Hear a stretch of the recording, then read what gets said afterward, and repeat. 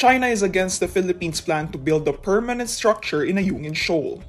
In a press conference, Chinese Foreign Ministry spokesperson Mao Ning claims that Ayungin Shoal is part of China's territory.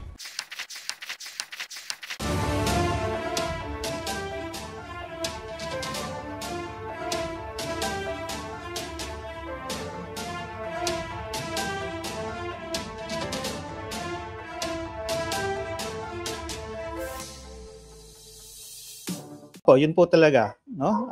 At alam yun ng China, kaya nga pinipilit nila tayo na wag nang kumilos para i-repair yan, no?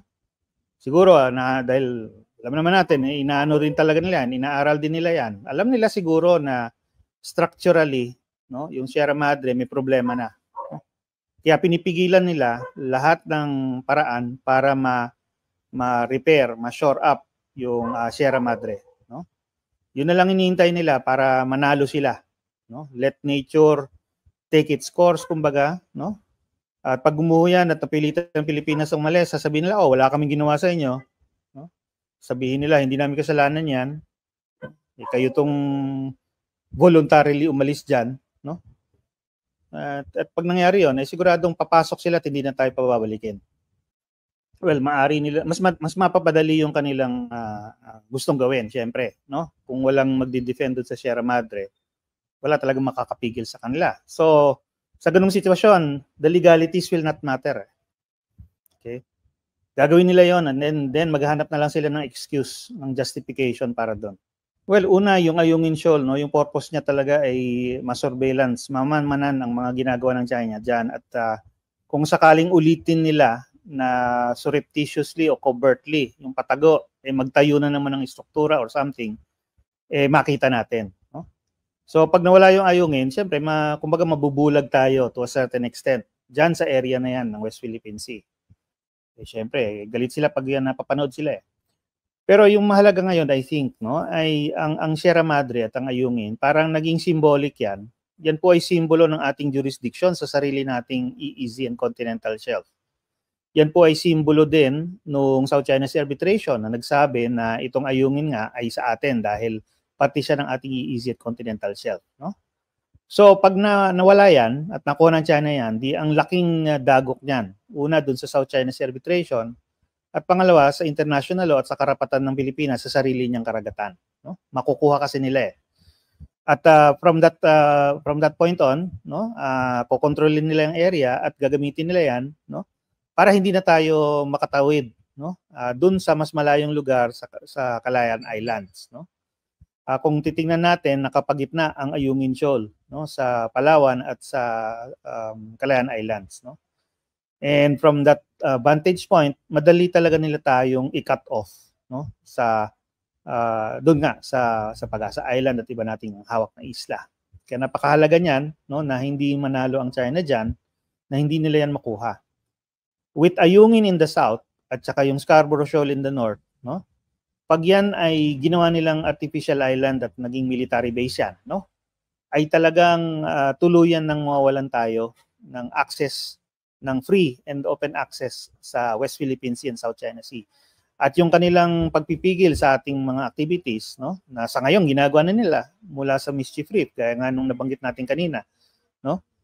Yung ongoing ngayon, no? 35 nautical miles away from La Union, hinarang na nila yung ating hydrographic survey, no?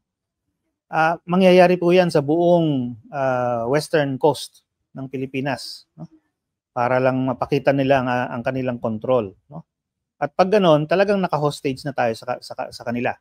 Hindi tayo makakaraan, yung mga aeroplano natin hindi makakadaan dyan, yung ating mga barko hindi makakadaan dyan nang hindi pinahihintulutan ng China. Yun ang mangyayari sa atin. And if that happens, we will no longer be a sovereign nation. Hindi po yun malilegitimize, no? Dahil nga Ayungin Shoal basically is part of the sea. No? It is not subject to appropriation legally. No?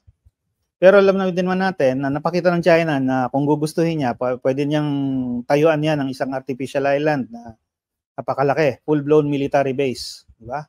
So pag ganun ang usapan, no, at nakita natin ang attitude ng China diyan, pag ganun, only power will matter, no? Not the law, not legitimacy, not legality, pure and naked power lang ang mananaig, no? At kung ganon, kung papayagan natin yon, di parang iginigib up na natin ang ating pwesto sa mundo at ginigib up na natin ang mga adhikain natin na magkaroon sala ng isang peaceful international community where all nations are equal, no?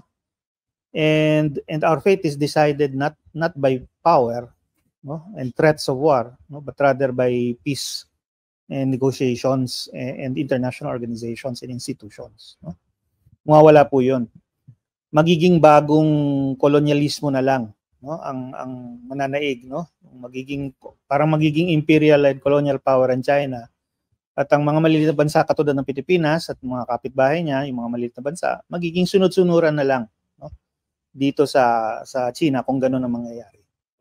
Depende yan sa situation at saka doon sa ano yung issue or activity na pwede nating gawan ng kaso, no?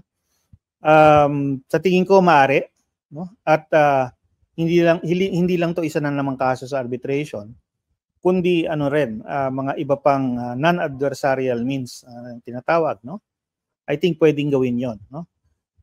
Ang punto doon ay marami tayong forum na pwedeng gamitin sa international communities, maraming mga international organizations na pwede nating gamitin para nga makita ng mundo yung mga kamaliang ginagawa ng China at kung paano ito nagiging threat, no, sa international order, sa international community. And yun nga, hindi yan madaling usapan, no, at hindi yan basta-basta lang mangyayari. Kailangan talaga diyan ng long-term na advocacy and parang campaign kumbaga sa international community. Hopefully, no, sana naman ang Pilipinas ay gawin 'yon, no. It will take decades perhaps, but it needs to be done. Kung seryoso siya na gusto niyang manatili bilang isang sovereign nation, kailangan niyang gawin 'yon, no? Kung seryoso siya na mabuhay sa isang international community na lahat ay pantay-pantay sana, di dapat gawin niya 'yon. Well, that is a policy decision, no? Gaya nga nasabi ng Coast Guard before, ang water cannon pampatay ng apoy, hindi sandata para palubigin ng barko. Well, obviously, iba yung view ng China. At nakita nila ito, ginagawa talaga nilang weapon, itong water cannon, wini-weaponize nila. Thinking na dahil original nila ito ay firefighting equipment, hindi ito makikita bilang isang sandata, no? Pero again, policy decision po 'yon. Sa atin, ang posisyon natin hindi tama ang paggamit ng water cannon para manlaban or manlaban sa mga ibang barko. Hindi ito dapat maging weapon, no? So yun po kaya hindi po natin ginagamit 'yon. Ayaw nating maging katulad ng China, kumbaga. No? So tinitiis natin na wina-water cannon tayo, hindi tayo nagwa-water cannon sa kanila. Pero kung tutusin, no, it only takes a policy decision to change that. Nagustuhan niyo ba ang ganitong pagtalakay? Mag-follow sa Informador FB page at mag-subscribe sa Informador YouTube channel. Ang Informador ay nilikha ng mga staff ni Attorney Ricky Tumuturgo, aka Insurrecto, upang lalong lumawak ang inaabot ng pagpapalaganap ng katotohanan at labanan ang fake